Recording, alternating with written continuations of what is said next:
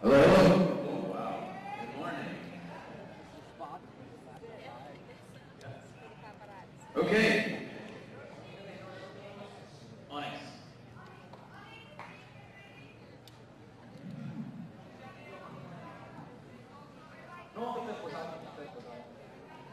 Very, very sensitive mic. Beautiful day out here in Vršovice, Prague, Czech Republic for the 2010 WFPF World Championships Mixed Division. Two excellent teams preparing for a long time for this occasion. First team I'd like to announce to you is Onyx, number 28, Jacqueline Arsenault, number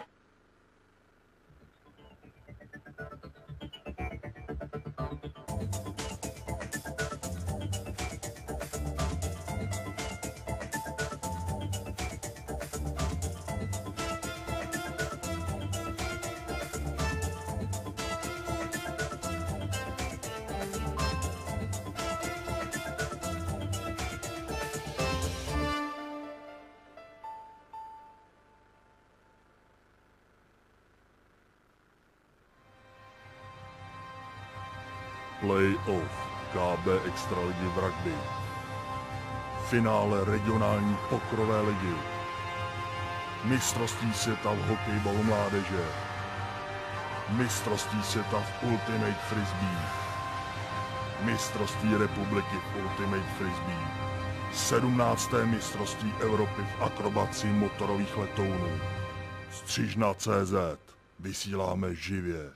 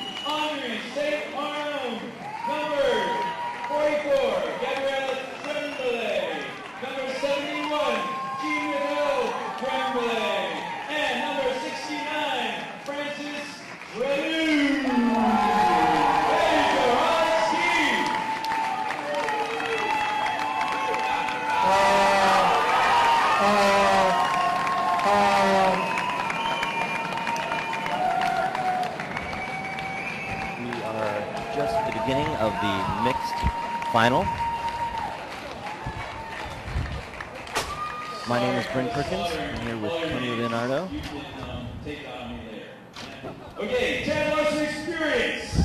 They're announcing the Chad Larson Experience here. There's the lineup of Onyx you see in front of you.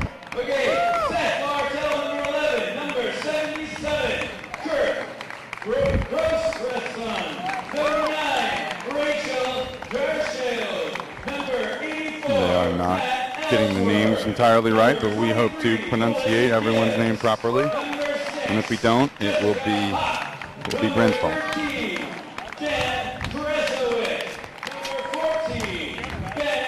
We're gonna need that air at some point, aren't we?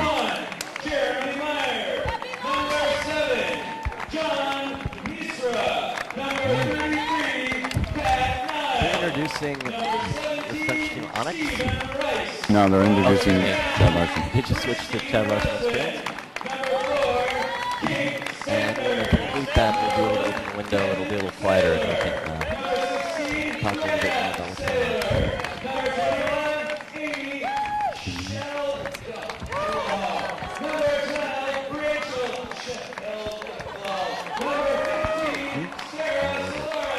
Oh, good. Did you do one for Mick? No, I didn't get that.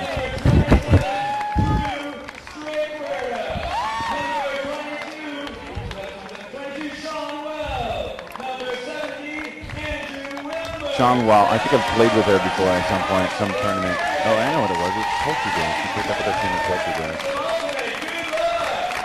So, here we go. And Chad Larson in blue from Iowa, Iowa State, Ames, Kansas, St. Louis, and surrounding states. versus Onyx, which does refer directly to the stone, the black stone. There we go, proper. From Québec City. They are French-Canadian. They have 2 people on the team. They all speak okay English. So they're true French-Canadian. Sorry, yeah. I don't know if I mentioned this to you yesterday, Bryn, but when I was talking to them, they're getting interviewed by a local morning show in the province of Quebec, like a very popular one, about their run to the finals. It's kind of a neat thing for those guys, some recognition.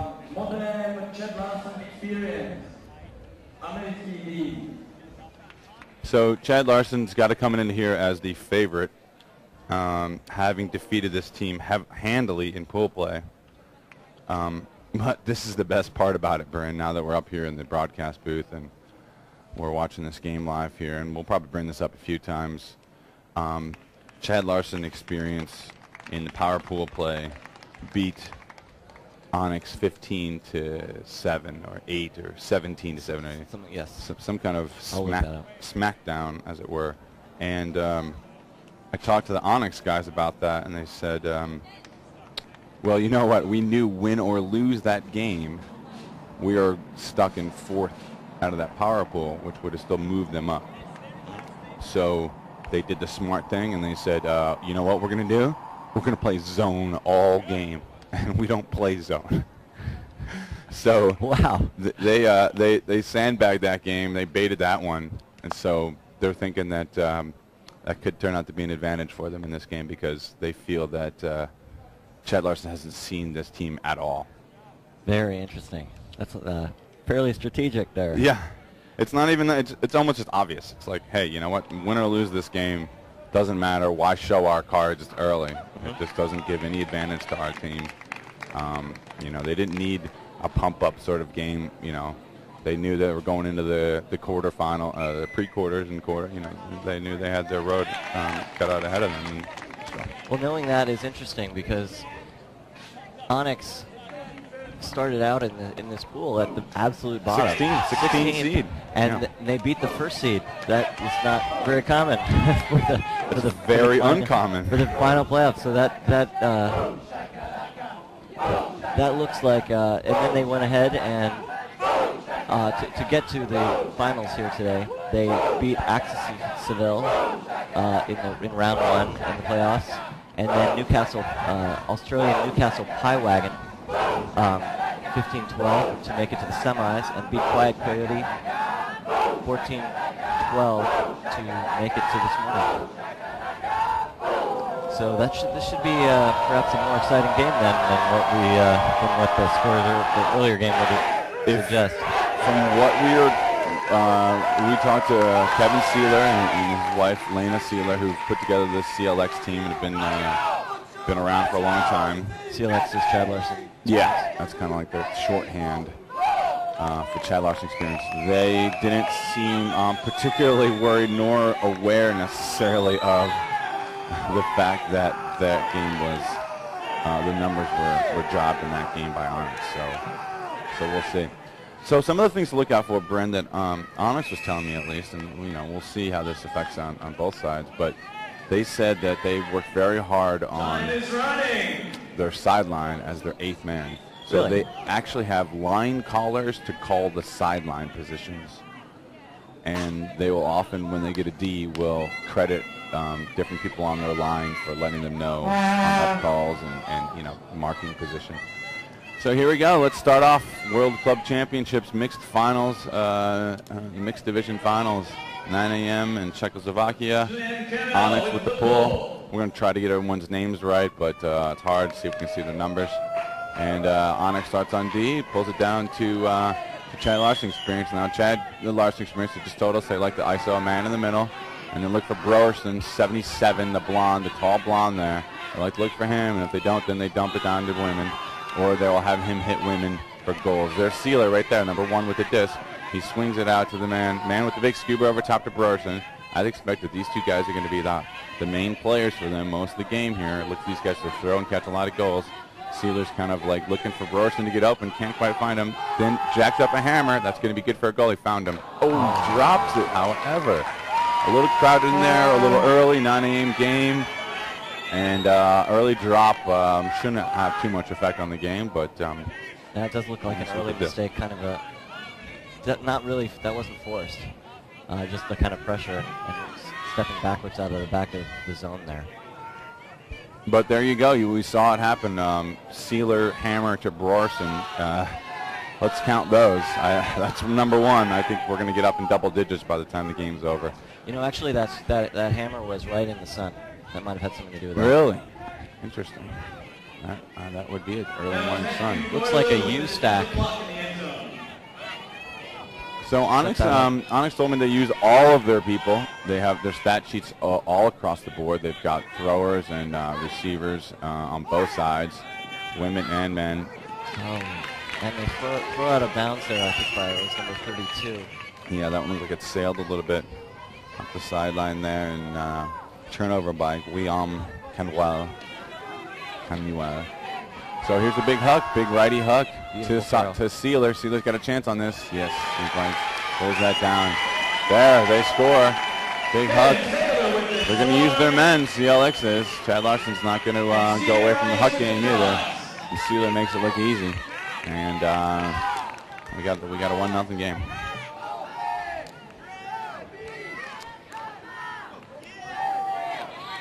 Mixed is quite interesting. We'll see a little replay of that forehand, deep forehand, completely on the other side of the defender. Nothing that the defender could do about that.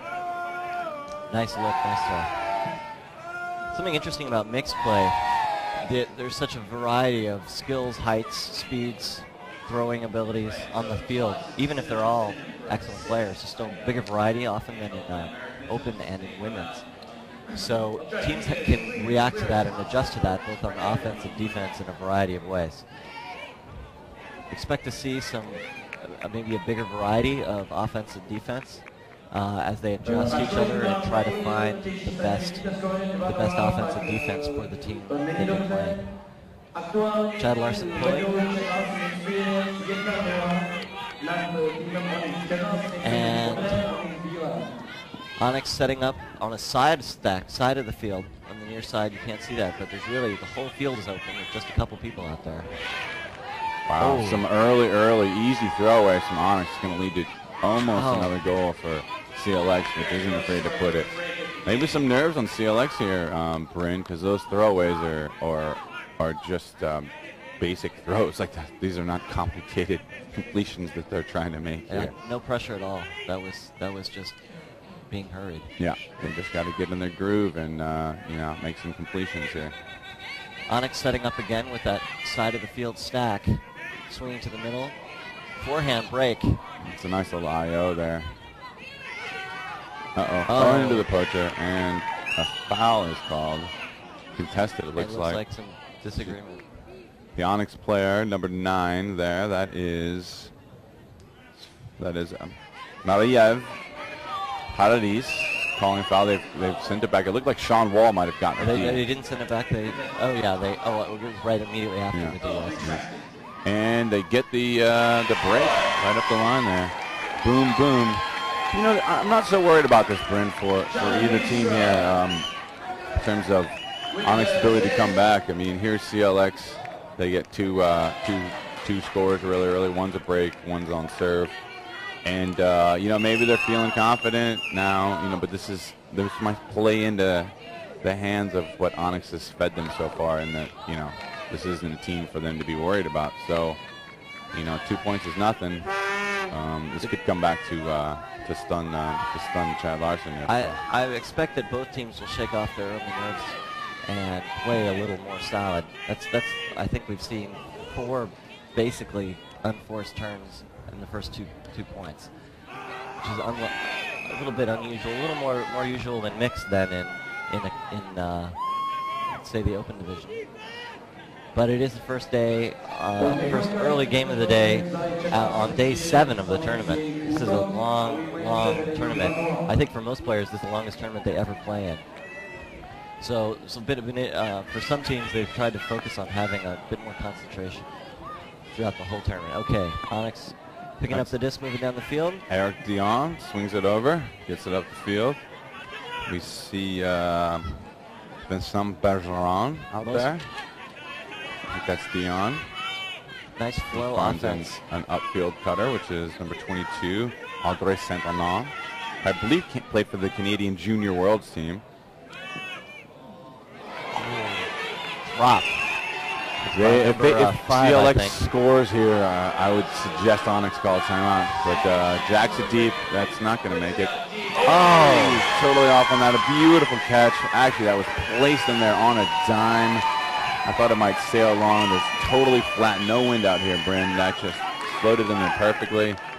The defender made a layup, but sure enough, here's the timeout call by Onyx. They have to make this timeout call. Here's the single, just picked up on that turn, put it deep. I thought they was going to get the D there. Really close, nice effort. The turnover earlier was by number 5. Mathieu Bedelot. He's basically a drop on a snappy, but otherwise good swing across the back of the field.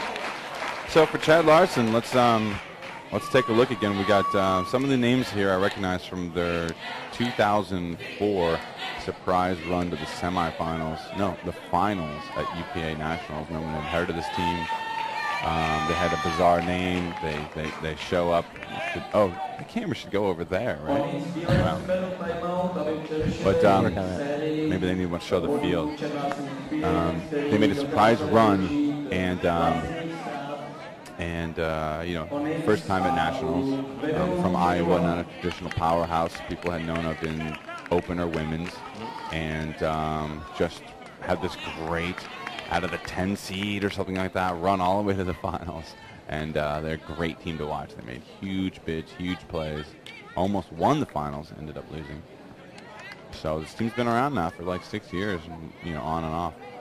1 year, Bryn, this team, or for about 2 years, they took off, broke up, and formed an open team, a men's team, and a women's team, which both qualified for nationals. Wow, that's So it's a lot of talent they got around here. that says something about the depth of the team. Some I don't know how many. Some masters, some co-ed teams are players who were playing open and women's who want to take a little less of a commitment, but that's clearly not the case with these teams out here at the very top for sure. Timeout over. We'll see if Onyx can use that to settle their mind. They're down to Chad Larson Experience 3-0. Just about 10 minutes, 9.5 minutes into the match. So Onyx has a captain to keep them on the level, which is why you saw what would be a very professional timeout, a 3-goal lead and a 3-goal run. It's a great idea always to call a timeout there. You hear that often in strategy talk. His name is Turgeon is his last name. Turge, they call him. So you'll see him out there on the field. He's wearing black with a white baseball cap backwards. That's their kind of like off-field captain. So let's see here. They're coming again. Looks like a little bit of junk from selection now. Pretty much man. They got their women open downfield. Onyx does. And get it up to, I think that's Jesse. I saw yesterday make some pretty awesome plays. Another slip on the field. I wonder if that's affecting Onyx at all. The fields were watered for quite a bit of too last high. night. Oh, Nice big D there by Chad Larson. Looked like that was Kate Sanders that got up there. There's a foul on the break mark attempt.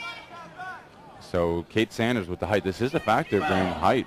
This CLX team easily eclipses Onyx. Onyx told me their average height was 5'9". That was Kate Sanders. Wow. Big, tall block there. break. And there's the height, putting that up deep. 43 catching up. Okay, here's a great chance here for CLX. That's a nice read by the Onyx player. There's some discussion about this, but I don't think this should be a foul. He was coming up there. That's D by Jérôme Boucher. And the CLX player is saying that he went backwards, and there was a defender there, so they're going to talk about it. That's Dan Kresowick on Chad Larson. See the preview here. Looks like CLX just misread it and came in too close. He was in behind him. That's a tough call. He was sort of up in the air before you know, I want to say that the Onyx player didn't seem like he was making a play on the disc. He got to the spot almost, but wasn't going for the disc. So I'd give that one to CLX almost, just because he was going up in the air and going for the disc, and there's a player underneath him on his back. Behind him? Yeah. So wow, look at that. Fake, fake, fake. Boom, rip. Wow. Onyx got lucky on that one. CLX is operating on all cylinders right now. They're unafraid to rip it deep, and they're usually coming down with him. And they got to find a way to stop that. I don't know if they're going to have to push straight up, or they're going to have to body up on the mark or step back on the mark. I'm not sure, but they can't let those off. That was another score right there. Onyx taking the time to set up, walking the disc back as opposed to moving very quickly. They're set up 3 handlers back. Most of the field is open deep, so they've got a lot of room for that deep huck. Although it does, like Tony said, there seems to be a big height differential on both the men and the women in many of the people on the field. It's a nice break mark. Over to let's see who's got the disc now. CLX looks to be mostly backing on defense. There's the hug to Marie-Eve Paradis as she floats this in. I don't know, looks like that could be a score. She kind of like stepped over the line there. Great score. Marie-Eve Paradis makes the nice run deep, and they find her, and that's going to open it up for Onyx. Now they can get on D here. Watch, he waits for his woman. She's got like 15 yards on her, and she toes it in the line for a goal. Great score from Onyx. Let's see if they can keep up the intensity next on defense.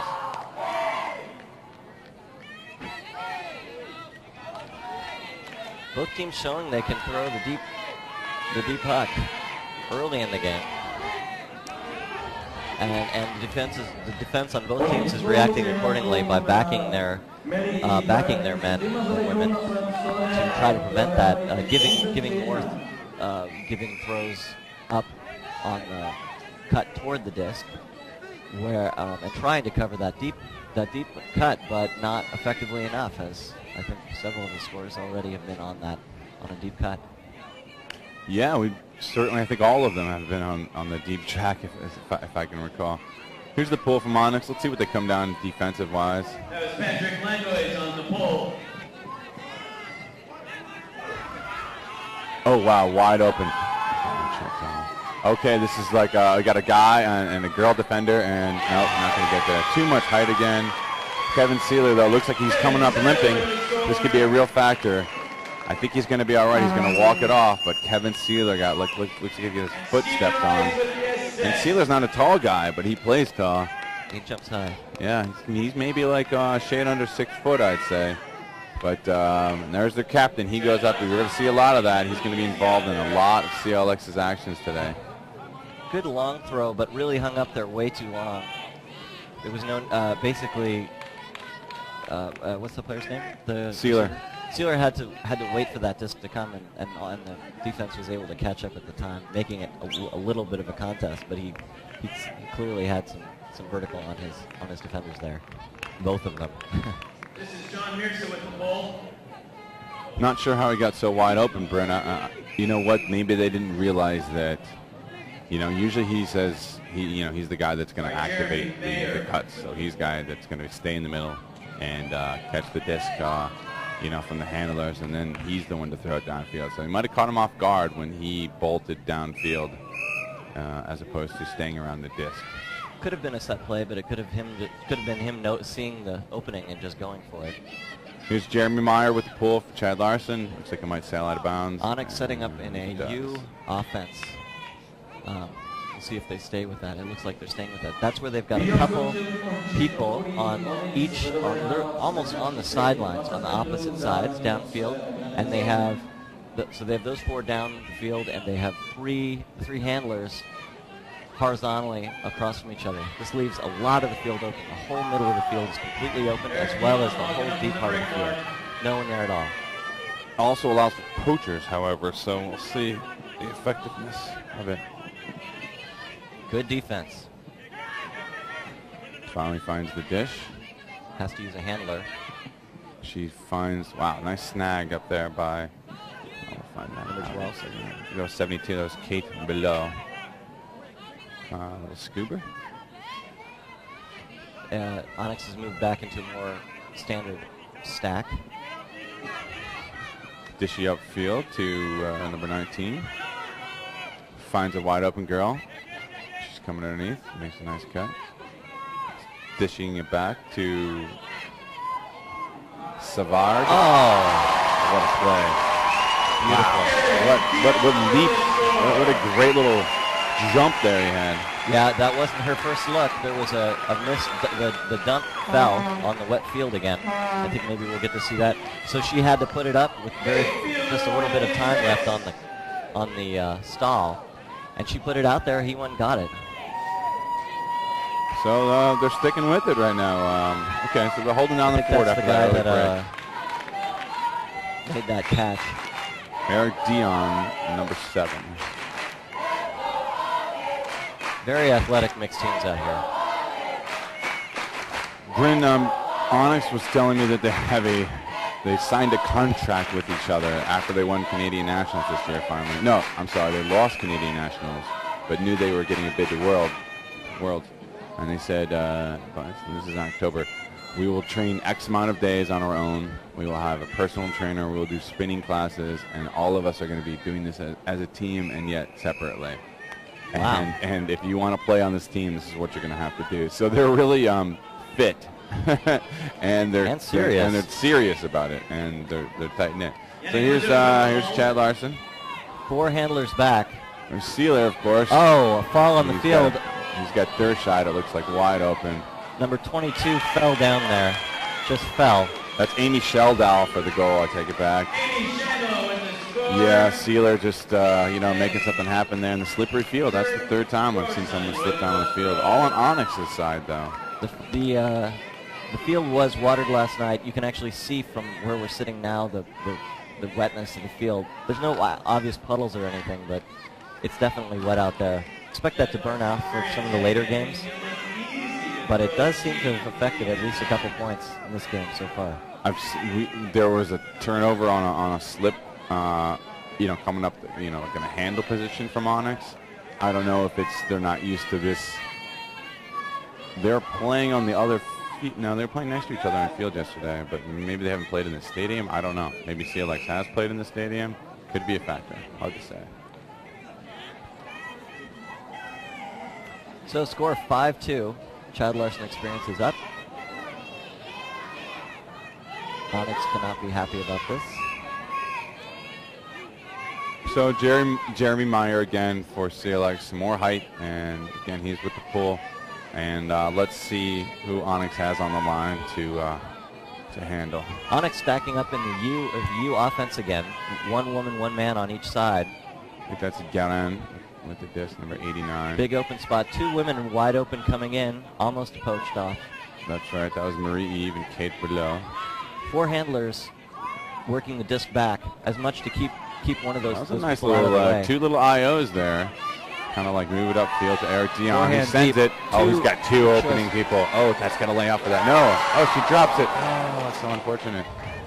She had it, and then her momentum kind of like bobbled her hands, and seemed a little bit out of sorts there. It's a connection she's used to making, I think. Great teamwork out there by Onyx. Really nice way they moved the disc down the field and used each other. So Kate clearly showing their practice. Can't quite get there. Oh, it's tough. That looked textbook, but wasn't. So let's see if Onyx can fire up on D here. This kind of like Chad Larson Experience with a horizontal offense. To Jeremy Meyer, gets it up. They're so chill, Chad Larson. Sometimes you just don't know what to do with them. It's the collars on their on their uniforms. They're preppy cool. Foul call. So one thing you will notice, Bryn, is that Chad Larson uses the women far less. They're more like they're more on the men's side. Uh-huh. Yeah, they're a team that uses big hucks to men. Look at this. This entire handle so far has been men. We haven't even seen women in a play. And loft it up to another guy who's got the height. Nothing can be done about that. That's the problem that Onyx knows they're in, which is the height mismatches on the men. And looks like they might be calling another timeout here. It's another run, another mini run there for CLX. For those of you who listening who may not be familiar with the mixed play, the exact rules, there are either 3 or 4 of each gender on the field at a time. That's chosen by the offense. So if the offense puts out 4 women, then the defense also has to put out 4 women. I believe that's not different in Whitney. Yeah, that sounds about right. Putting them up 4. I believe that was a goal by Drew Strickwerda for Chad Larson experience. So I guess while we're in this timeout, Brent, I'll tell you the Chad Larson experience name origin Yes. that I got from Amy Sheldall yesterday. They went to school at Iowa State, the core of this team, played on the Ultimate Team, and medium-sized college town, not enough people to form a strong opener women's team, so they thought they'd form a mixed team. Well, one of their buddies, his name is Chad Larson, moved away, went down to Texas, and was going to start a team of his own in Texas. And his friend said, which I named the team, and his friend said, well, any team named after you will have no chance. And so he related the story back to his friends in Iowa and said, you know what the Texas guy said to me? He said, any team with my name in it has no chance of doing anything. And they said, oh yeah, well, you know what? we're gonna name our team after you. We'll prove them wrong. So to support their friend Chad Larson, and after watching an episode of The Simpsons where Mo Simpson names a band or a drink or something after the Jimi Hendrix Experience, they come up with the Chad Larson Experience, which is pretty goofy and strange and unique and creative, but it stuck. And you remember it. I mean, yeah. I'll remember that. And Chad Larson will be famous forever, and a team named after him can do well. Turns out. Now their first year of playing, I remember they had a Jimi Hendrix-ish themed design shirt with his picture in the middle. This Chad Larson, skinny Iowan white guy. and since this team doesn't look like it's going away, I mean it's got a history now, it's got a tradition, it's got some momentum. I mean, they're in the finals here. Something I wonder about, and if you travel across the Midwest in the United States, you'll see a lot of rail cars that have CLX printed on the side of them. I believe it stands for cross-country rail travel or whatever. And I think that might be part of why the name sticks for them too. Because if you're in Iowa, you've seen a CLX rail train car. So Pat Niles with the pull here. It's going to go out of bounds. Oh. Almost. And Louis Charles Savard will pick up the disc.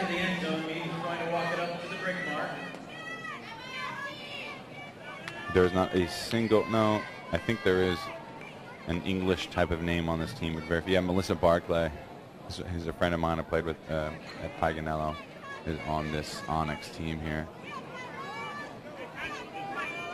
This Onyx team last played at the Belcrack tournament in Philadelphia. They also played at the Mixed Easterns in Boston and won that tournament.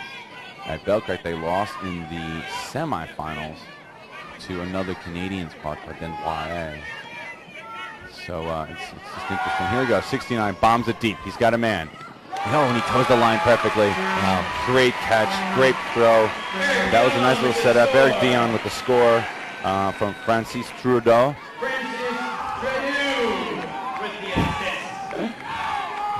Mispronounced by the announcer here, but he's trying. I need to give him some credit for that.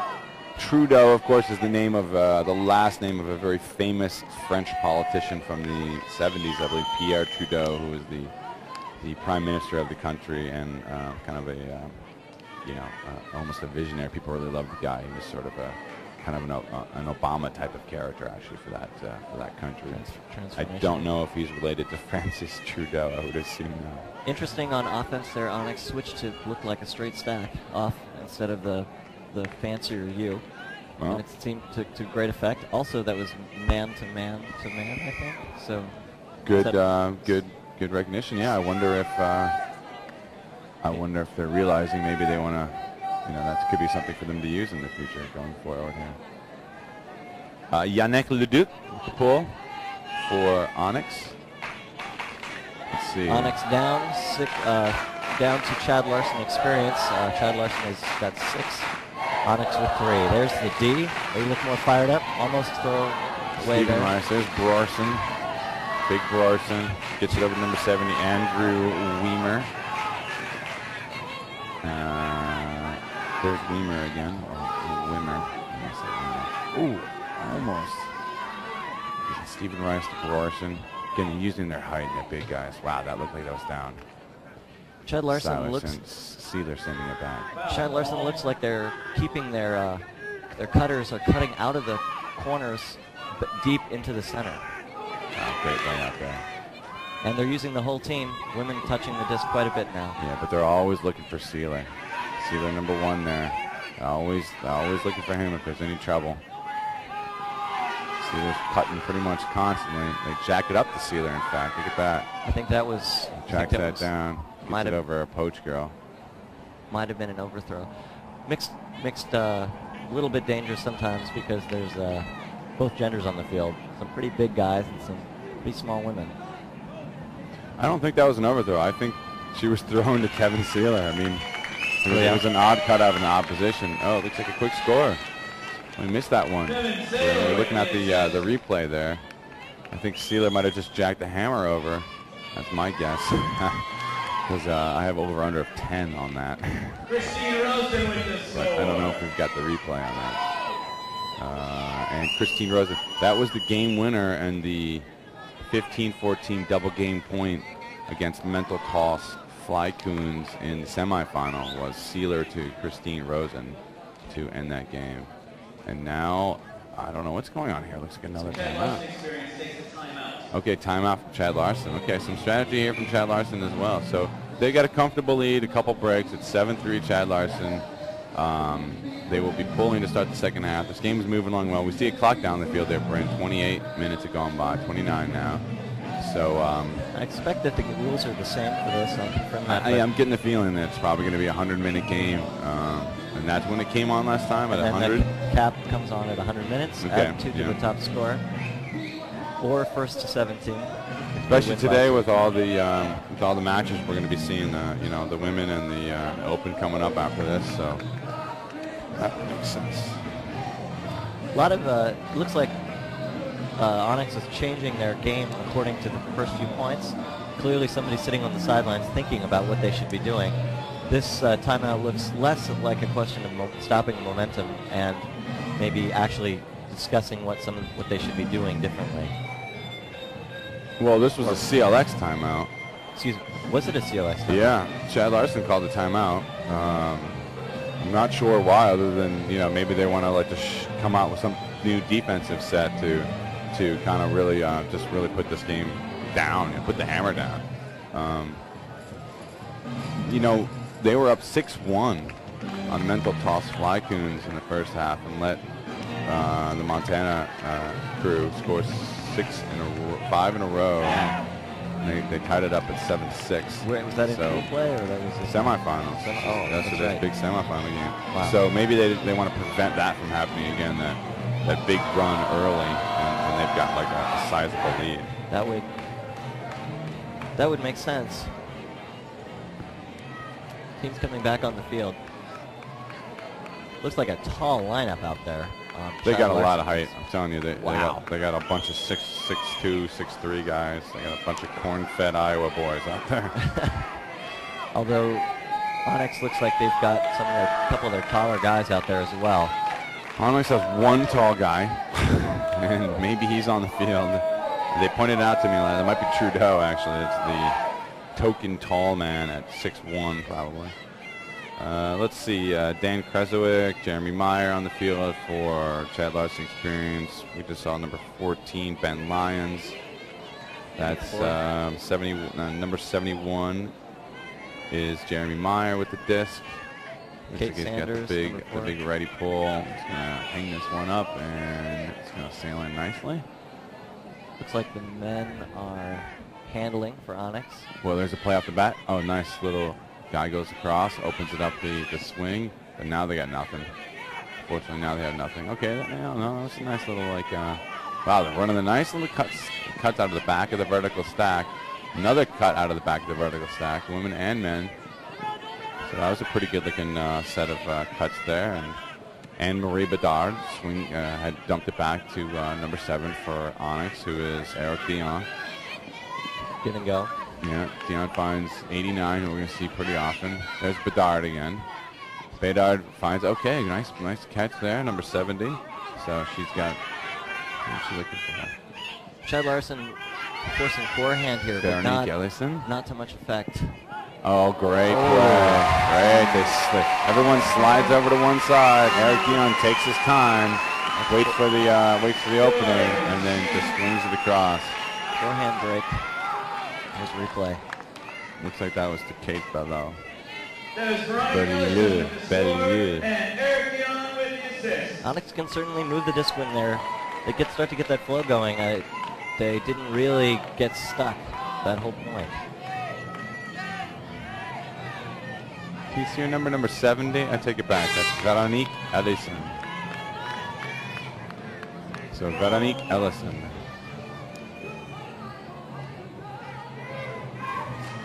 Okay, well that timeout didn't work for Chad Larson. Worked pretty well for Onyx. They're going to flip the score up to 7-4 here. Yeah, I was going to say 7-4. The crowd getting into it a little. Chanting for defense. If they did it properly, beat that fence. That fence. Onyx supporters out there. Where?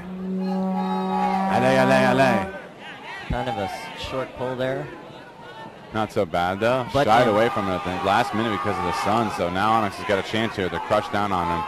Wow, their man defense is not looking good. They're not realizing that Brorson is just activating in the middle and Sealer's everywhere. They've got to do something to stop these men. They're not on them tight enough right now. There's Brorson streaking back again. Now they release to the women. So the women kind of hang out until it looks like there's some pressure, and then they're kind of like their release valves and the dumps and the swings. Sealer has no trouble swinging across. Another swing back across the field. Again, no trouble. Brorson always open underneath there. They're afraid of him deep, and rightly so. But here's Sealer. He swings it back across the other, keeps the flow going. Flow's looking very good. Sealer's always active. He's got happy feet. They pop one up to him. That's going to work, though. Sealer's got a woman down the end of the line, but no, he finds Brorson underneath. Brorson with the big lefty. Hard to stop that. Looks like Jeremy Meyer. No, number 17 is... Okay, here, let's see what Brorson's going to do. Brorson dumps it back. Onyx is back on the heels. They're just not running fast right now. They're not even anywhere close to their guys. Look at this, easy score. We got a call coming back, though. Looks like this may be a pick.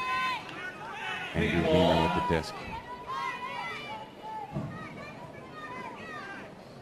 Timeout, Chad Larson. How many timeouts can you have? I guess 3. Maybe 2. Really, Chad Larson was way ahead of the defense, Onyx's defense, that entire point. If they keep doing that, I don't see how they're... I don't know what I can't really figure out what Onyx is doing here. Why they're so behind their men.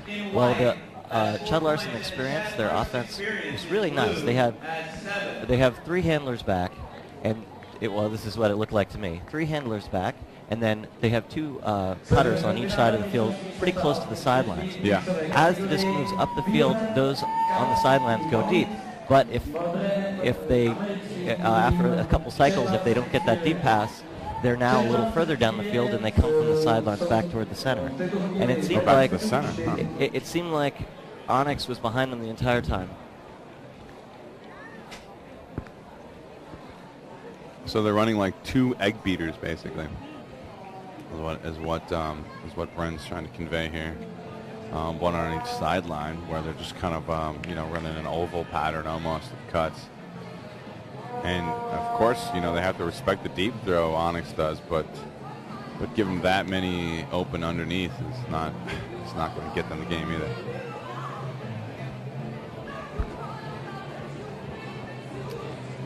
Brennan's halftime at. This game is 17, so halftime should be at 9. Unless it's time. Unless the time, which is I 45? Well, 50? I would have thought 50, but I don't think we're there. It's been a pretty quick game so far. Yeah. We're at 36 minutes and change right now. We're pretty far off the field, though. What's going on? They got a big vertical stack in the end zone here. Fakes it, fakes the break mark, and then dumps it back to the female woman. Still looking for the break mark. Wow, they're giving all that room underneath for the release to the woman. That's what they can't give up either, ONYX. And finally, they punch it in to seal it. You know what? It's like if they're not going to use their women except for the release valves, so when the count gets high, then ONYX has got to just clamp down on that woman. She was 10 yards off, kind of approaching to the lane, which I don't know. I guess maybe they're so scared of the break marks that they need to do that, but that did not work because that reset was too easy for them, too effective, and kept them possession of the disc rather easily. There was never any question about whether they could make a completed pass or not. There was no pressure on any of the throwers or receivers. Really good patient work, good flow, clearly practiced flow on the part of Chad Larson's experience. This game can look like ballet, maybe that's a little too strong, but it can look very beautiful when a team plays together well and they work more as a single unit as opposed to a bunch of stars out there. It really looked like they knew where they were running, where they're expecting each other. Very, very hard for the defense to effectively clamp down on that kind of when the offense is working so well together. Yeah, well, you had some of these guys and girls on this Chad Larson team been together for 6-7 years now. Big curving pull that came back in. And that's Savard receives the pull. ONYX with a fairly conventional vertical stack down the field. Gets it up to, let's see, here. Well, they're kind of jammed. That's almost a D there, and that's a nice bid. Number 19 wanted to jack that deep. Savard wanted to put that, but no, he swings it back across. Okay, Eric Dion with the disc. Let's see what Dion's going to do. Oh, he's got not a lot of options, but no, they're running kind of traditional stack. He finally finds one. Okay, there's the rip down deep. It's covered, but nice read. Oh, it gets teed up at the last minute. Let's see if there's a call here. Looks like it might be clean. I think that, yeah, it looked. Silas got some up, so I think that was not Silas. That was clean, good spirit there, no calls. Yeah, they got a little desperate there and hugged it maybe a little bit too early. Chad Larson, they've got a horizontal, they're setting up in a horizontal stack, forces to the middle. So Trudeau can't come down with that disc in the end zone, and now Chad Larson has a chance to take half and a really commanding 5-goal lead here. Oh, that's going to hit the ground. Oh, nice catch. Save. That's either Sean Wall or Kate Sanders. We'll find out about that in a minute. 33 with the disc. Sean Wall with the catch and swings it over to John Misra. Misra swings it back over to Pat Niles. Niles is looking downfield. Let's see what he finds. Easy swing up the field to Jeremy Meyer, I believe. Drew Strickwerder, that was. Okay, this could stay in bounds. Ooh, that's tricky. I think he pulled his toe up. Yeah, he gives it up. That was cool. He had it there, and then to catch, he kind of hopped up in the air a little bit. Trying to drag that toe. Yeah. He ended up instead of dragging, he ended up popping his toe up to make the catch. This is John Misra here. Yeah, you can't see his foot there, but you can see how he leaped up in the air. And he felt he had to do it to catch that, obviously. Yeah. And his first point of contact was actually where he landed, and that was out of bounds. So good call there. No need for referees to make a ruling on that. Fortunate break for Onyx, Bryn, because if they went down 9-5 at half, that would have been tough. They could have used that. Onyx set up in a pretty conventional vertical stack. Forced to the line right now. Wow, big Jacking hug deep. To a woman. She's got it. Oh, defender slips. Sean Walsh falls down, unfortunately, and that's Rachel Dershai. It looked like she caught an elbow to the face there. Yeah, that's Anne-Marie Bedard with the disc. After Dershai went down, yeah, there you go. On the fake, she got hit. So Bedard drops it. Well, that was comes back. Turnover. Wow. I think that was a D. Looks like there was a guy standing in there, maybe Jeremy Meyer again. You know, Drew Strickword, I keep on mixing them up. I apologize to both players. Floats up high, but Height again is going to get that. Inside and out. Now, boom, quick score. Chad Larson is comfortably rolling. They're up 9-4 at the half. I'd like to see what that turn was again. She had the disc. Next thing you know, it's in the ground. See that? That's an inside-out backhand past two players, but so wide open. So wide open. You can throw any throw there. You can throw a hammer. You can throw a backhand. You can throw. Okay, I would like to ask the real question is the D is how it got turned over. And also in the mixed division.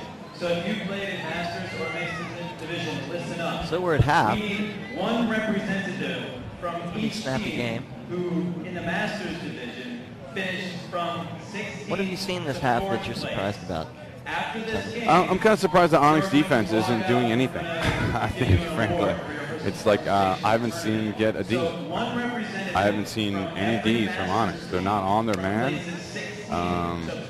I've seen Chad Larson do this before. You know, they're comfortable, and they haven't even had to throw their crazy hammers. You know, this team. I've seen Sealer just crank up hammers deep to Larson, and you know, they don't even need to do that. It's really. Do you think it's a matter of the covering the men in particular, or? Yes.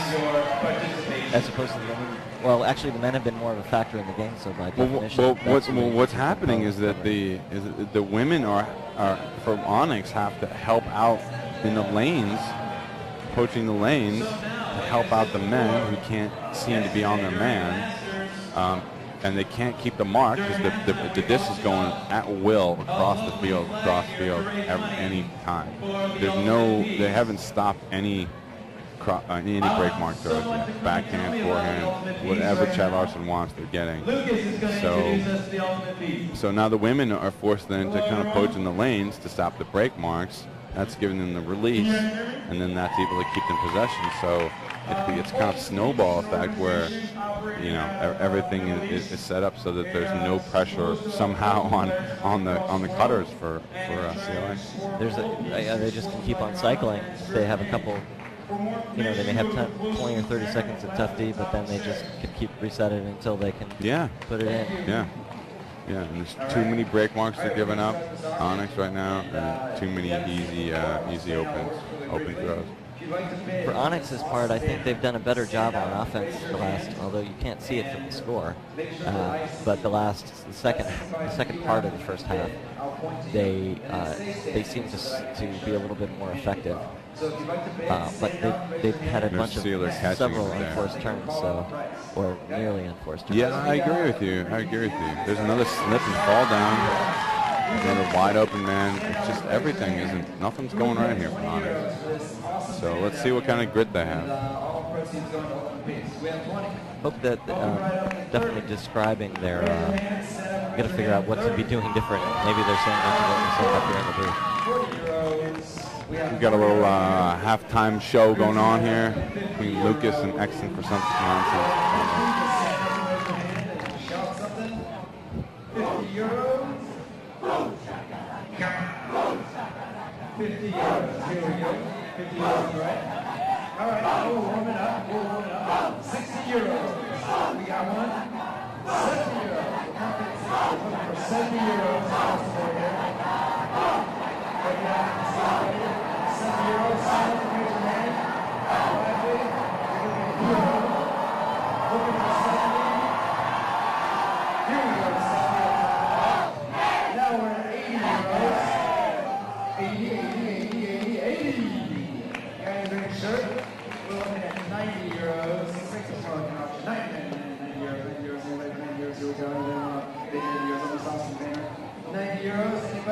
we're doing a, I think they're doing an auction, charity auction right now. I'll let them talk. 90 euros, 90 euros, 90 euros. Anybody? 90 euros, 100 euros. Anybody? 100 euros. Say 100 in the funny voice. 100. 100. Anybody want to rock 100 euros? Here we go. Now we're up to 110 euros. 110. 110 si può dire. We have some other languages. How do you say 110 Chinese? 110. Awesome. Euros. 110 euros. Anybody want to take the Fossil Banner home for 110 euros? Here we go, 110 euros. We're back to 120 euros. Anybody want to take home for 120? 120. He's thinking about it. This guy over here. He's thinking about it? No, maybe not. 120 euros. Anybody want to take it? All right, 120. We got 120. Big bidder. 130. Who's still on the code? 130 euros. Here at halftime at the mixed finals of the 2010 World Ultimate Club Championships in Prague, Czech Republic. We are at about 48 minutes into the match. The score is 9-4. Chad Larson experience from the United States up over the Canadian team ONYX. We've seen some good play in the first half, a number of unforced errors, but some nice throws deep and some really nice flow for part of these co-ed teams. And we'll be coming back in just a couple minutes to resume the play. 140? Is it that time? 140 it is! Wow! Okay, 150. What do you say? Is it 140 or 150? The decision is yours.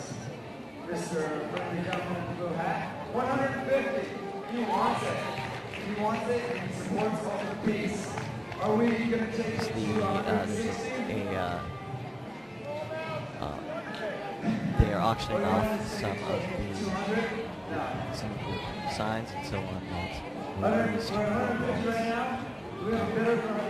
believe it's going to change. I don't have that information. My name is Brent Perkins.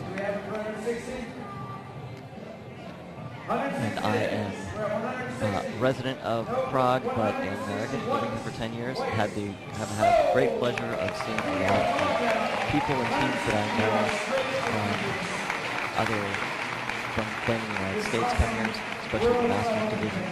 Saw Trouble Past and Surly from the Upper Midwest of the United States play yesterday. You can also see that game recorded on exclusive that season. And later on today, we'll be watching games from the other divisions. Women's begins at 11:30 local time, and Open is at 2 p.m. local time. Tony Leonardo also with me in the booth. He'll taking a short break. He'll be back in a minute.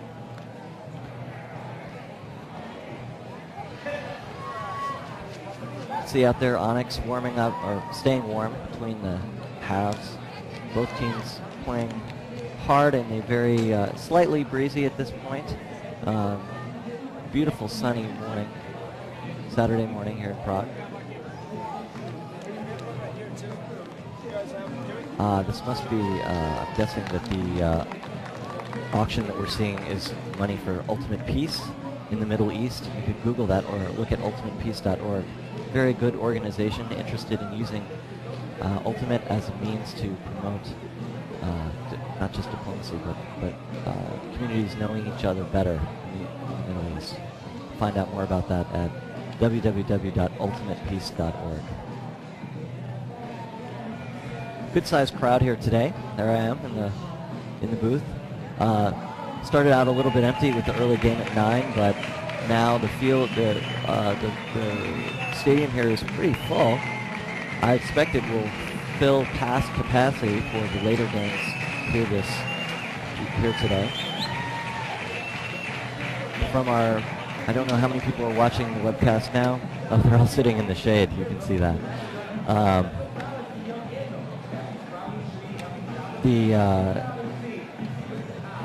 as the later games progress, you'll be able to watch this online. We've had several thousand viewers online from both the Czech Republic and around the world.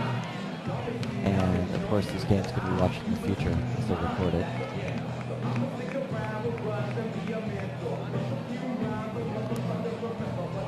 Nine to 4 here, 9-4 here at the half. Striznas.cz, that's the very capable video production company that is providing all of the video work today. I just had to come here and talk on the and they're doing all of the multiple camera locations, instant replays in real time, and everything else that you see today.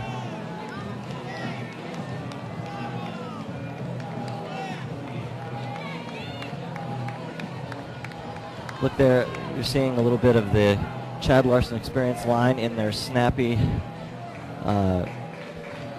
preppy style collared uniforms.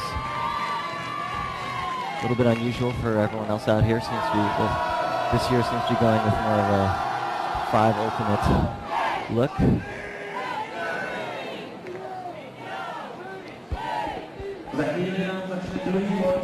And I can't recall. I think Chad Larson received in the first half, so they will be pulling in the second. I'm not. They will be pulling to ONYX.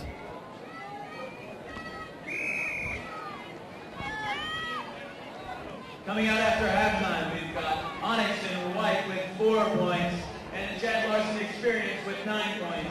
One has to think that ONYX has some serious. Welcome back to the booth here, Tony. Thanks, Brent. So some of the things that Kevin Sealer was telling us before the game, he said, we have to feel pretty good about ourselves. So Chad Larson, we've beaten some top American teams. Obviously ONYX went to SeaVille, but Chad went to make the toss, and they say if we just play our game, and nothing to worry about. Let's see if ONYX can. Here we go. This is what I like. They're moving fast. You can see that fire. Speed here. Puts it up. I'm not afraid to rip it, but now it's a great look. He got his guy 10 yards off of him. Called it back on a travel, but that's not a problem. Let's see if they don't get bogged down here. A great break mark up the field. Another call. Looks like there's going to be a pick in the vertical stack there. Sometimes the vertical stack does get to be like that. Pick did not affect the play, so they will. So ONYX will take the disc where they caught it. I think that's what they're agreeing to. That's Garron threw it to Dion. Eric Dion with the disc. Wow, look at that little eye. That's what we've been wanting to see from ONYX. I don't think we've seen that. They came. There was some fire right there. Yeah. That's Jesse Grignon Thomas. Inside out break. Now this is what they have to do, and what they need to do is play some D on this team, because I haven't seen any yet, and if they're going to get this game back into striking distance, they're going to have to get a block, and they're going to have to play some hard man D. CLX is far too relaxed out there. They might even want to mix in a zone. Why not? Nothing else is working at this point. You can hear the crowd there trying to fire up ONYX on defense. So do we have any commentary from anybody? Anything? Bill Elsinger? Bill Elsinger is, it's 3 a.m. No, it's disappointed. It's pretty early there in the States, so probably not a lot of viewers live. Oh, right, no, it's like midnight in Seattle, right? That's He's right. got no excuse. He should be up for this.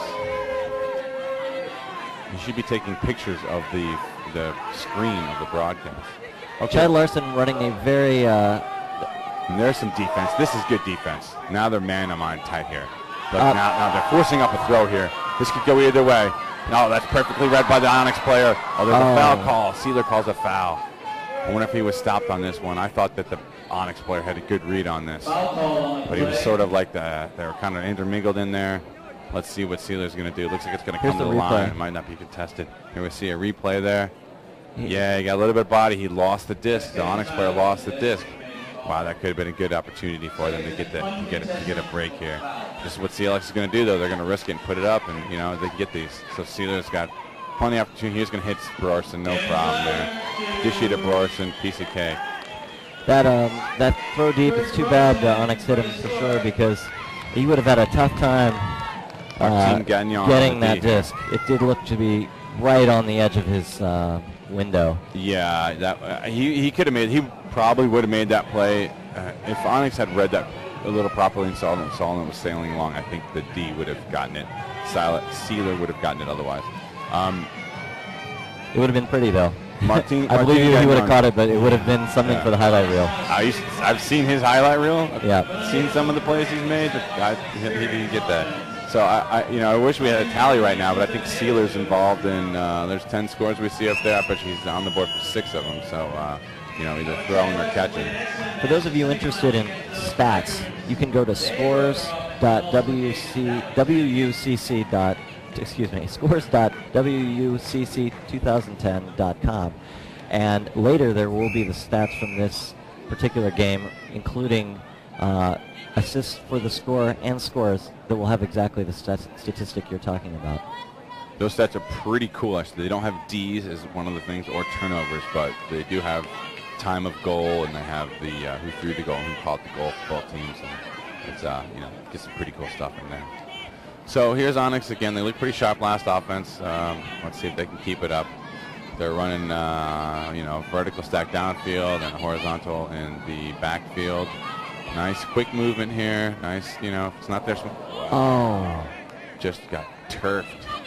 His feet just got eaten by the turf, and they could get fortunate with the call here. Spirit would almost say it would be a turnover. Whiff dip rules say when a violation occurs, the disc is dead immediately. So we've seen this happen a number of times. It goes kind of both ways. It's an interesting phenomenon, Yes. Some of the American teams and North American teams will just play this out and say, well, it wasn't in the play, no big deal. Wow, his feet just got stuck in the ground there. That's Jérôme Boucher with the disc. I'm trying to figure out. Chad Larson holding a forehand mark most of the time. And, break backhand there. Boucher gets the break off. Onyx has been moving the disc more quickly this half in the short amount of time they've had the disc. Guérin to Bedard. Woman to woman there, I think. No. Oh, he's got an open man. Open woman. Floaty. It's going to hang up there. Let's see if she gets a nice grab. Does she get the double happiness on this? Nope, swings it. Oh, too far. No, it works. And a goal for Francis Trudeau after a great sky up in the air by Audrey St. Arnaud. Good work by Onyx, but they need to do more. Like you're saying, we'll see if they can continue with some harder D. We're down 10-6. We're about to cross the 60-minute mark. So great catch again by Audrey St. Arnaud. I think that was the play there, but it was a bailout. They got bailed out twice. They got bailed out by that catch, and they got bailed out by the pick call that kind of sent them back. Hang on 1 second, Brent. I'm going to go talk to Fury real quick.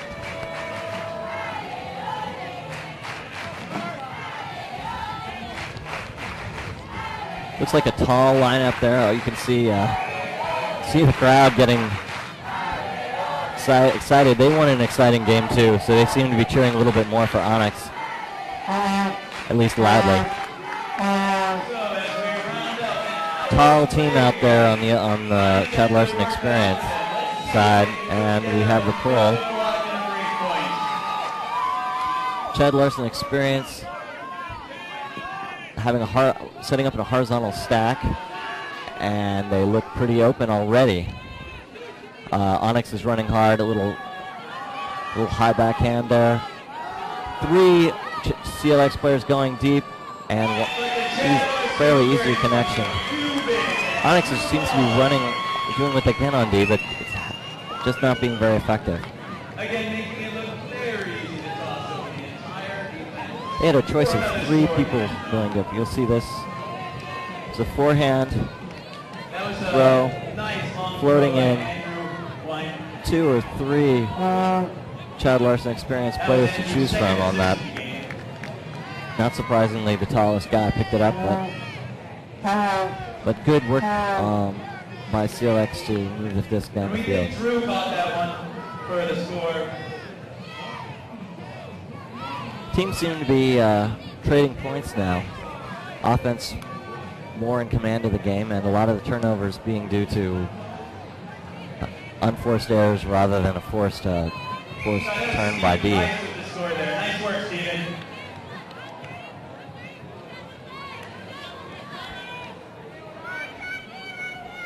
That gives Steven 1 assist. A little bit of a breeze, but not too much.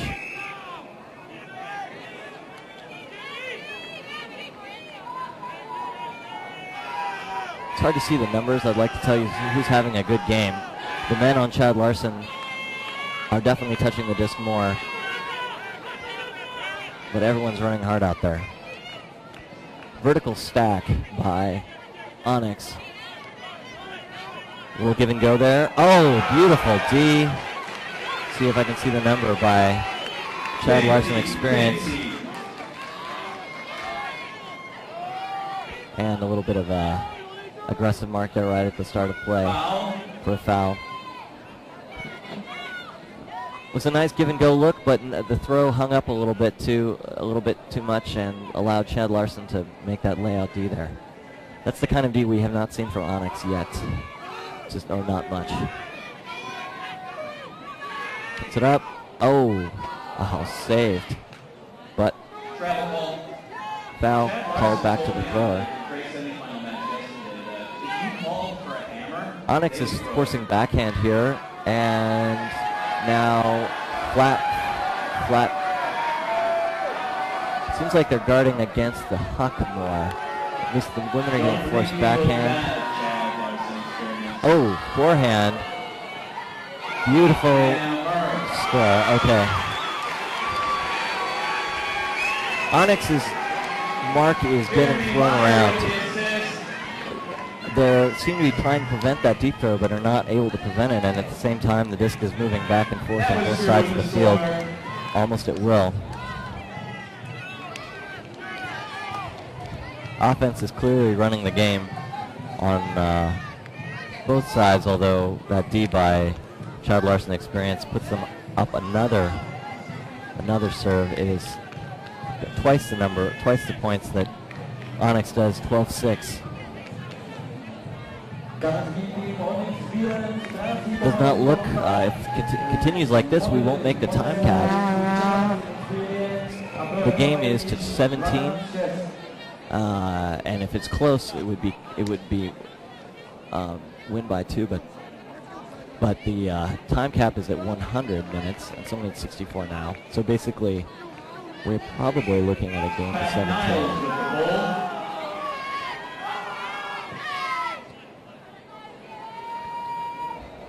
Tall Chad Larson team out there again, which they do seem to be making good use of. Big looping pull, nice, landing right in front of the goal line. ONYX setting up again in a vertical stack. They seem to be happy with that. It does seem to be working for them.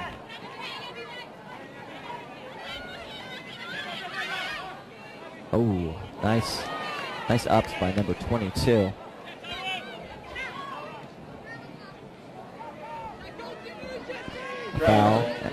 Foul called, and again, different interpretations of the rules going on out there. Tony, do you know if the on a travel, if they're allowed to, what's the reset on a travel with whiff diff rules? You reset your stall count to play continues on, and you move back to the travel spot.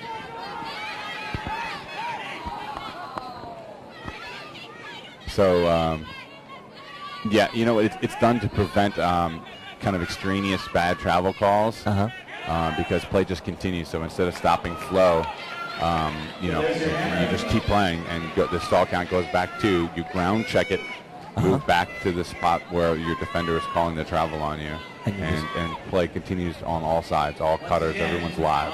Wow. It's kind of cool. It's a good idea. I'm not quite sure what just happened right there. ONYX looked like just hammered to nobody, but nobody was moving, so. ONYX is out of sorts. Very clearly, they've lost a lot of mojo here. There's another big rip deep. Two women to choose from. Opportunity. Great. Oh, absolutely. There's a textbook. Beautiful run by Sean Wall. Sean Wall. Great put there. This is when everything looks so easy for Chad Larson, and they just start hitting on all cylinders. Takes the dump. No defender even close to slow down that huck. The throw is absolutely picture perfect. She doesn't have to break stride. She doesn't have to jump. She doesn't have to toe the line. She doesn't have to slow down. Just absolutely perfect. I think that might have been Jeremy connection. Myers or Drew Strickwerda with the throw. I want to say Jeremy right there, but I didn't quite get the number. Chad Larson Please remember, if you are in the mix, seeming to have really found their groove. They were winning before, but now they seem to be. They're not only getting those smooth offensive points, but they're getting D's as well. Your representatives should meet down by the white Mitsubishi down on the track. Thank you. This tournament sponsored by Mitsubishi. And a lot of other. If you can afford to come to Worlds, you can afford to buy a new car. I'm sure that's what they said. That's going to be their new slogan in this tournament. So there's CLX. You know, they look like this. They looked like this when Mental Toss Flycoons erased a 5-goal deficit, came back and took a break in the second half. They look just like they do now. I kid you not. This team's pretty relaxed. Sealer, when I talked to him beforehand, seemed a little nervous ahead of the time of the game, oddly enough. And it seemed like maybe this team could be cracked. But every time I see their body language on the field, they look easy cheesy, man. They're just, you know, you don't see them yelling, you don't see them get angry. It doesn't. You know? Do you think you just lay this at the feet of the defense of this result right now, at the feet of the defense of Onyx? Absolutely. It's caused their offense to, you know, to force to try to do stuff. It's just slowing down the intensity. You know, these guys aren't Canadian; they're French Canadian. They play with a little bit of vigor. They do. They like to run. They like to, you know, they like to have the whole sidelines yelling. You know, they want to have like this mass of activity on defense and everywhere around the field. I mean, you know, when you play a French team, French Canadian team, you know you're playing them. They're loud. They're in your face. They're bodying you on the mark. They're chasing down everything.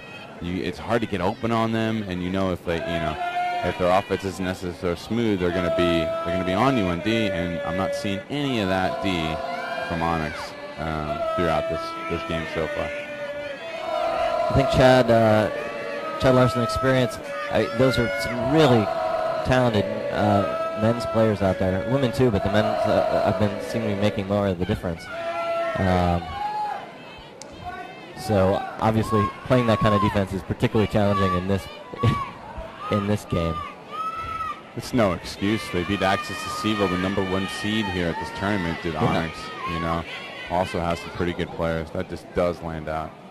It's a good call by, I think that's Garin from Jean-Philippe Garin.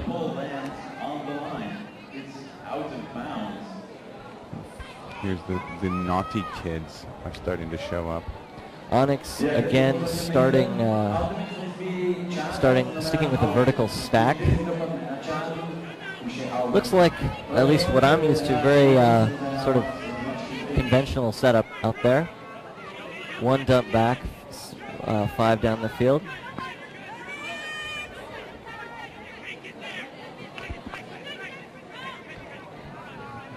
Forehand force by Chad Larson experience.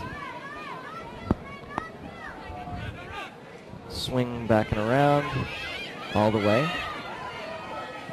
How did they get the D, Brent? I missed it. On the last, it was nice pick up there. Aisle break, Mark. Okay, good. Maybe let's get them a little excited here. Oh no, they received, of course. Eric Dion, you know, laces a nice little IO to Martin Noel. The last few turnovers, it's been a hammer to no one. This is on the part of Onyx, a hammer to no one. There was a layout D. There was a. Okay, so they're unserved. But that's we're not talking about what they weren't doing. Right there is what they were. A nice score that shows how they got to the finals. Well, I noticed this earlier. They won their semifinals game in part, dude, and you can't just lay this all on this one single play, of course, but 13-12, they're up, and Quiet Coyote had just scored, game to 14. They need to score to make it 13 and put the pressure on.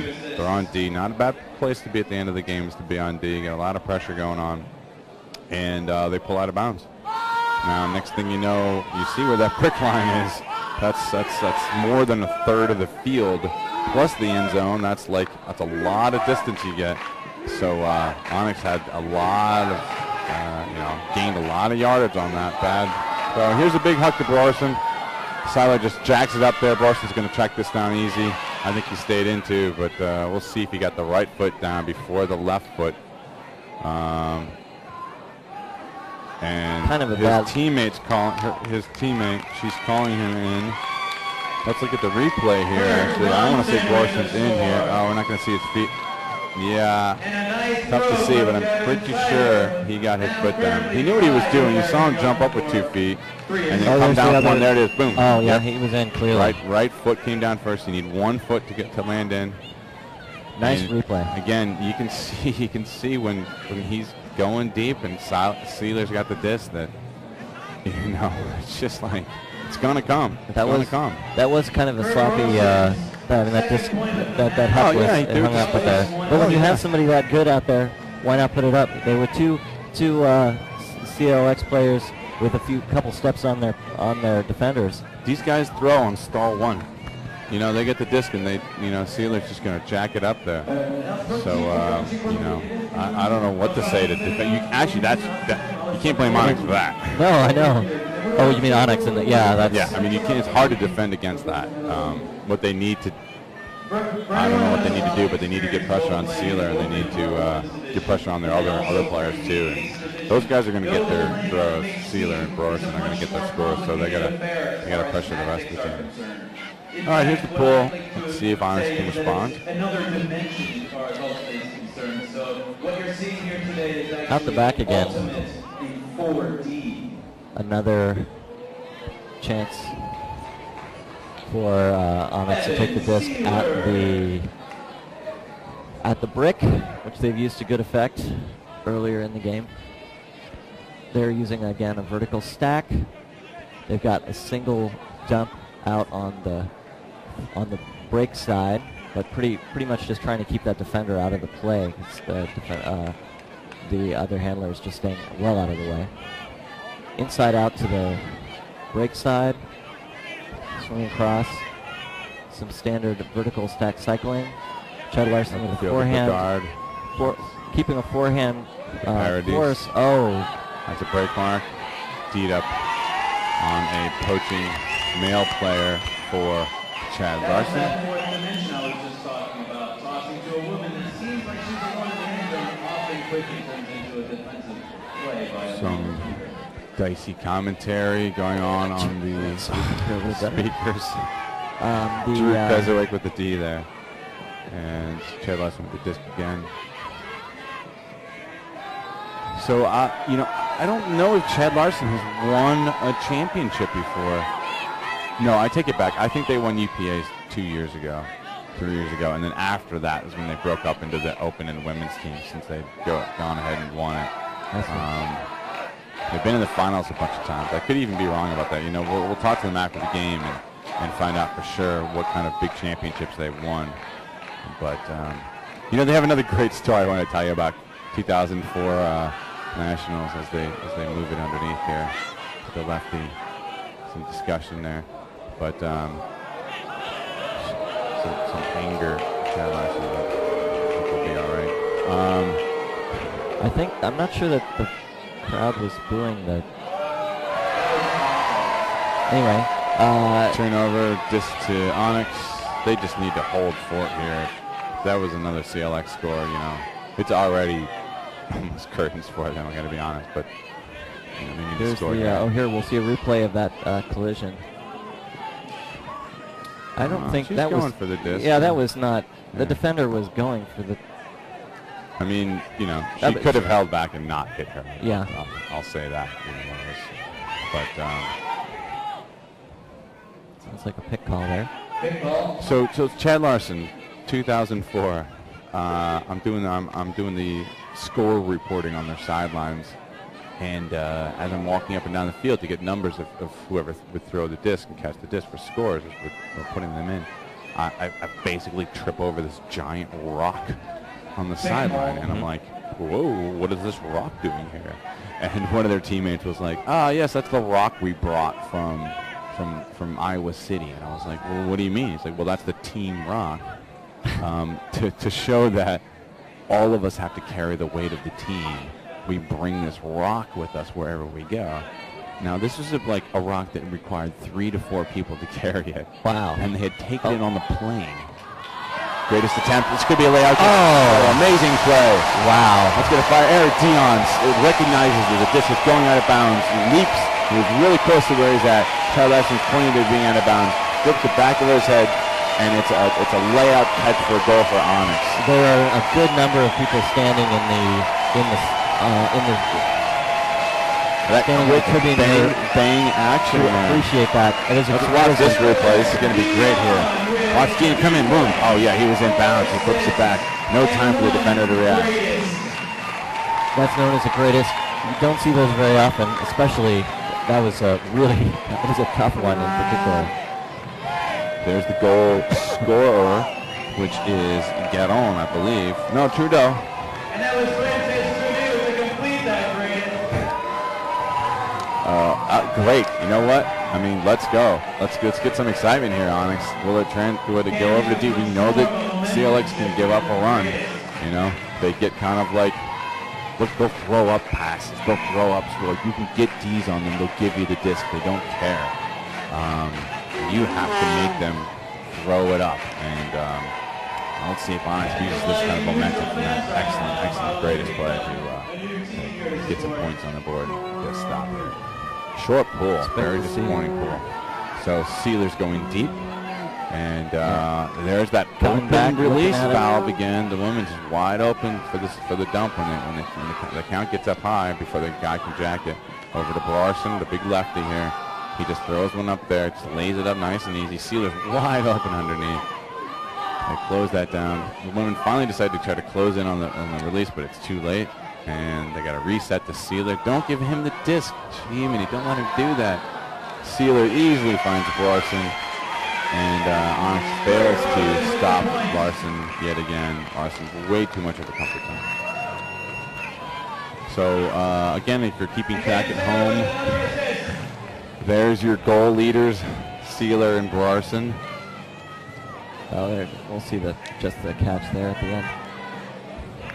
Yeah, they have a very, very important part on the team. Yeah. In a way that's, I mean, from a strategic point of view, that makes it easy. You know, I'm not saying easy on the field, but easy to say, hey, if you can shut down these guys, they're going to have to rethink their whole offense. But I'm sure that that's something that they're talking about in the Onyx huddle, but they haven't been able to do it. Yeah, I mean, it's not easy to shut down those guys. Yeah, that's what I'm saying. They're pretty good players. And both teams seem to have settled into a groove on offense that has been, for the most part, difficult for the defense on either team to break. Well, you know, I'd like to agree with you, Brian, except for the last play was the greatest, and that was what I would call not a good flow, and I just happened to go out of bounds. Chad Larson is definitely, and they've got a couple Ds, actively gotten the disc, as opposed to handed it. That's a good but point. For the most part, we're seeing an offense-driven game. This is, so it's 15-8. Chad Larson experienced just a couple points away from winning it. If they can do that, we're 80 minutes into the match. I assume that was timeout Onyx, but I'm not certain. We are in the booth. Tony tapping away. He's got his blog going. If anyone are you out there, you want to announce that URL online? TonyLeonardo.blogspot.com. So if you have any comments or questions that you'd like us to talk about here in the booth, please put that there, and he'll check it every now and then.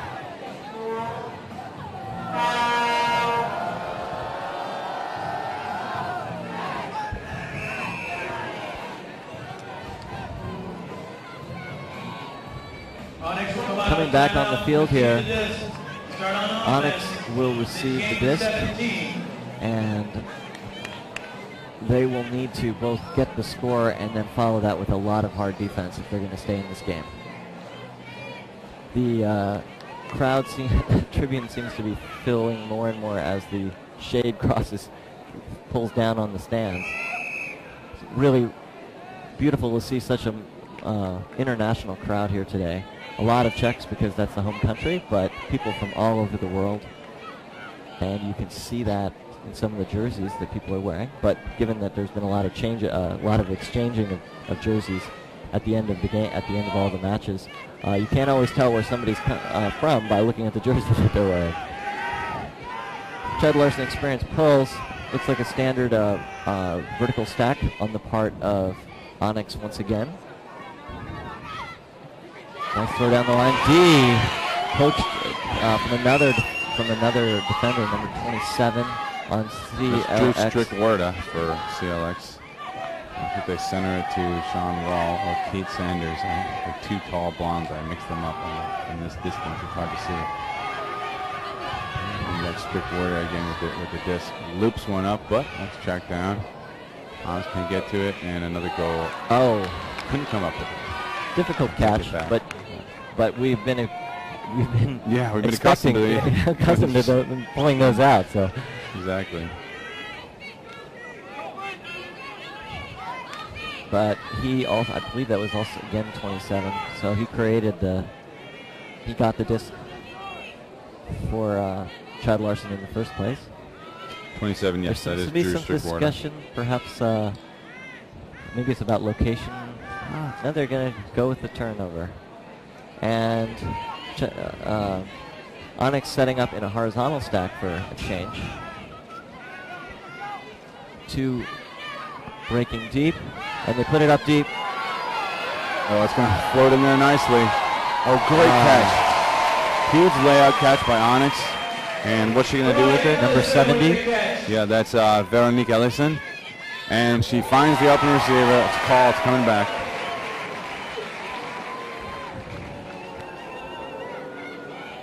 Big goal. And we'll see the replay of that beautiful. There's the dump. And the not score, since it reset back due to a foul call. Just called back in. Little forehand up the line. And a score. Again, Onyx showing how they can put it in. Henry Bedard with the score. Their 9th point.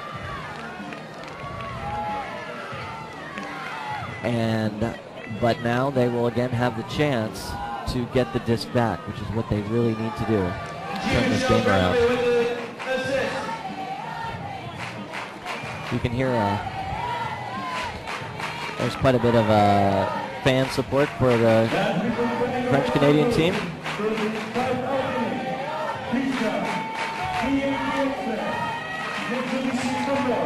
Onyx conferring a bit before they pull. We're a point away from game point, or that's what Chad Larson Experience is. That's where they stand right now.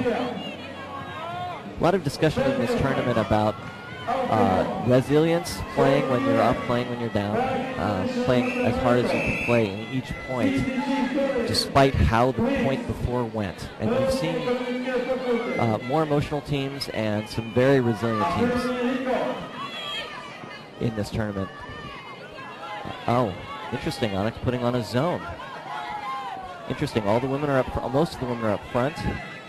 Men spread throughout the field. They finally got someone to, and they forced a turn. Very interesting. There's very little wind. Probably as much surprise as anything else on that turn. But it definitely worked. Onyx having a little trouble moving the disc. Inside out break. Oh, beautiful layout D.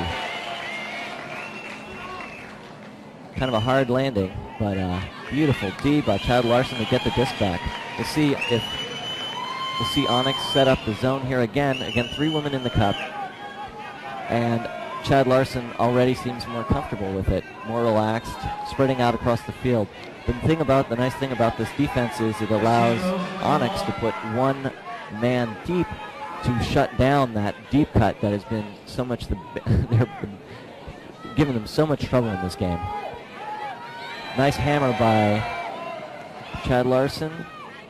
Really opens that up, and now they've got a few moments until the zone sets up again. And it sets up again, but they're flowing right through it. They're very close to and a score.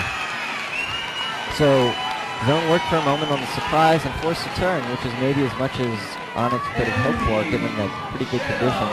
The wind is picking up a little bit more, but not enough to make a zone extremely effective against a team of this caliber. And the score is 16-9. Chad Larson having a very good game. Especially they shook off the first point or two, they were a little rough, but really, really finding a flow, finding a rhythm, and carrying it through. Responded very quickly to that zone once they realized what was happening. And they got the disc back. And a beautiful D by a woman whose number I didn't catch from Chad Larson. But that definitely quickly stopped the momentum that Onyx was trying to build. So game point. Chad Larson marking up across the field.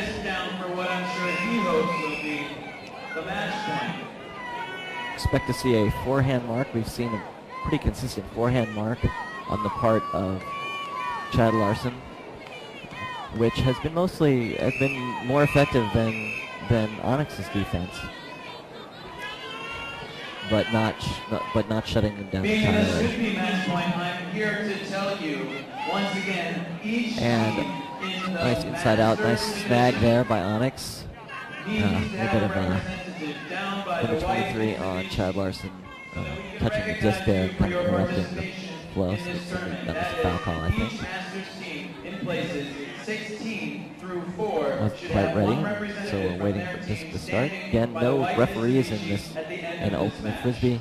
All of these calls are worked out between the players on the field. Pretty unusual. And also, especially sports that people spend a lot of their year getting ready. Oh, a dump, almost throws it away. Oh, saved. So up the field, we're seeing a pretty standard, well, more of a vertical stack. Good, solid defense, though, by Chad Larson here. Not giving them too much. A lot of having to swing back and forth to keep resetting the stall count. Go forward to a woman. Nice D, but not there. Swing.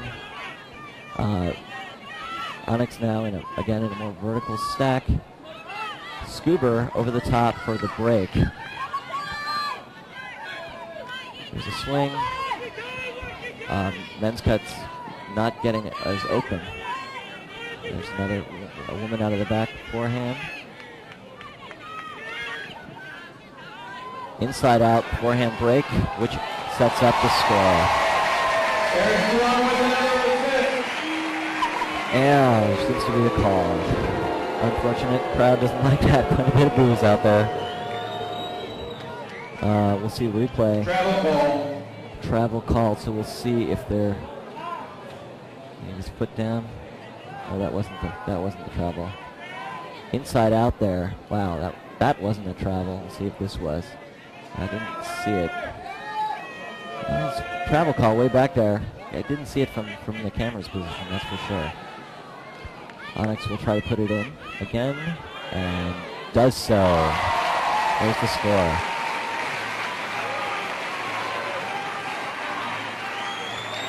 So Onyx, double digits. They've got 10, but Chad Larson just a point away from becoming the world champions. And Onyx's defensive team has the pressure on them now. And Yannick Arsenal with the point. Yes, Onyx. We're at just about 91 minutes. So this will be This looks to be a game of 17. Crowd cheering, let's go Onyx. You can hear that out there. Crowd continues to fill as people come in. It was a party last night, the tournament party, so some people coming a little late here to the first game of the tournament, of the day. 9 a.m., not that early a start, but a little bit early for many. Plus, there are 2 games following this one, so some people coming a little later for the next game, but plan to stay for the rest of the day. A lot of cheering for Onyx, in part support for the team, in part because people want to see a good game. There goes the pull.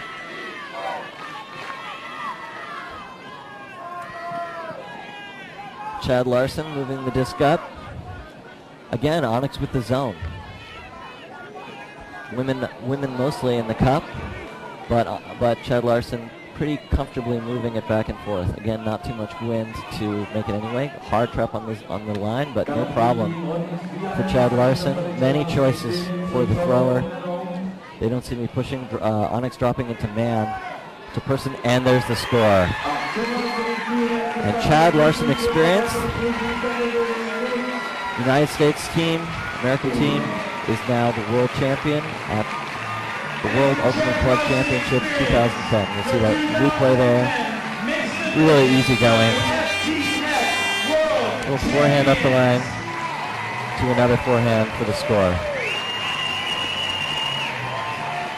Quite a bit of clapping by the crowd. Quite happy with the game. Yeah, there you have it. We'll get down there and talk to some Tony Leonardo back in the booth from being down on the field. He'll give us a little bit of feedback from being down there in just a moment. Oh, there we are here in the booth. I'm Bryn Perkins. That's me. Tony Leonardo. Oh, he's not quite in there yet. He'll be in a moment. And so Tony, what'd you find out on the field? Oh, we'll get you on. Bryn, I was talking to the next match we're going to see, which is the women's final. I was talking to the Japanese women about their matchup with Fury. Okay. Looking forward to seeing that coming up. Well, let's just, we're seeing at the end of all the games, teams are shaking hands. We're doing that slowly here, I think, which shows a little bit more concern and wanting to communicate with each other. Couple hugs here and there. We're going to find out if we have time afterwards to do the interviews like we did for the last game that we did together, the Masters Finals, and see if we can get some of these guys to speak with us if we have time for the broadcast. Some really exciting moments in that game, mostly moments rather than the score of the game overall, since Chad Larson experience was in control for the entire game. Chad looked very comfortable out there. They didn't have too much trouble out there. They just love playing the game. I got to say, that team really loves playing Ultimate, and they didn't let nerves get to them. And I think Onyx let their nerves get to them. They looked like they're a little bit inside of their heads. They trained a lot before this game. They'd done a lot of work before here. They thought they had the advantage by sandbagging and playing zone against them the first game, and it just turns out that Chad's job was a little more easier. Well, we're going to cut to commercial, and we'll be back in just a few minutes. Wave goodbye.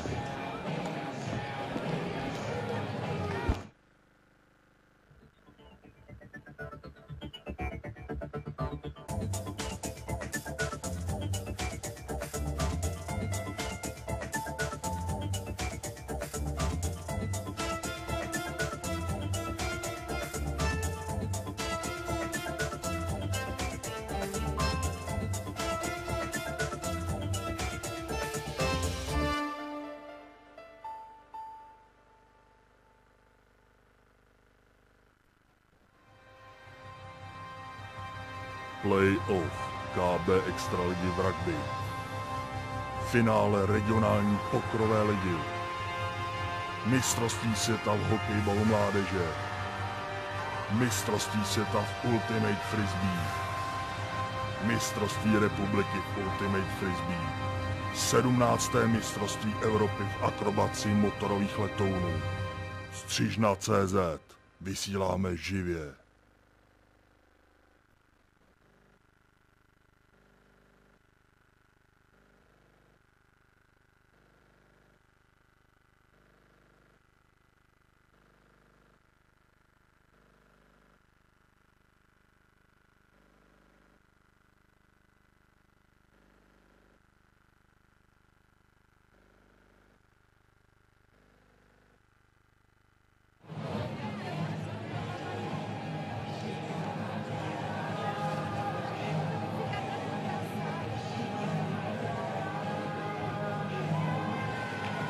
That's one representative from each team in the Masters division, 16th to 4th place.